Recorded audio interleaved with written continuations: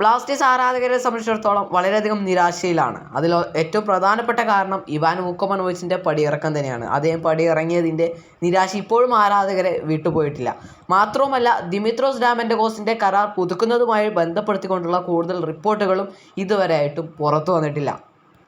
അതുകൊണ്ടൊക്കെ തന്നെ വളരെയധികം നിരാശയിലും ആശങ്കയിലുമാണ് ബ്ലാസ്റ്റേഴ്സ് ആരാധകർ. എന്നിരുന്നാലും ബ്ലാസ്റ്റേഴ്സ് ആരാധകർ പ്രതീക്ഷയോടെ നോക്കിക്കണ്ടിരുന്ന വാർത്തയായിരുന്നു നോഹ സദോയുടേത്.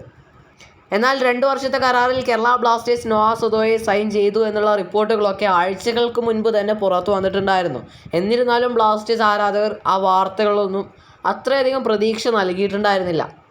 എന്തായാലും ഏറ്റവും ഒടുവിലായി കൺഫർമേഷനുമായി ഇപ്പോൾ മാർക്കസ് മെർഗലോയും രംഗത്തെത്തിയിരിക്കുകയാണ്. ഇതോടുകൂടി ഇനി ഒഫീഷ്യൽ പ്രഖ്യാപനം മാത്രമാണ് ബാക്കി എന്ന് തന്നെ പറയേണ്ടി വരും. അത്രയ്ക്ക് കോൺഫിഡൻ്റ് ആണ് മാർക്കസ് മെർഗലോ. അദ്ദേഹത്തിൻ്റെ റിപ്പോർട്ടിൽ നിന്ന് നമുക്ക് വ്യക്തമായിട്ട് തന്നെ മനസ്സിലാക്കാൻ സാധിക്കും.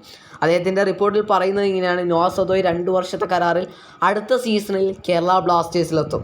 മാത്രമല്ല, FC ഗോവയിൽ കഴിഞ്ഞ 2 വർഷം നോഹ സദോയ് കാഴ്ചവെച്ച പ്രകടനത്തേക്കാൾ മികച്ച പ്രകടനം കേരള ബ്ലാസ്റ്റേഴ്സിലും കാഴ്ചവെക്കും എന്ന പ്രതീക്ഷയുണ്ട് എന്നും മാർക്കസ് മെർഗലോയുടെ റിപ്പോർട്ടിൽ നമുക്ക് കാണാൻ സാധിക്കുന്നുണ്ട്.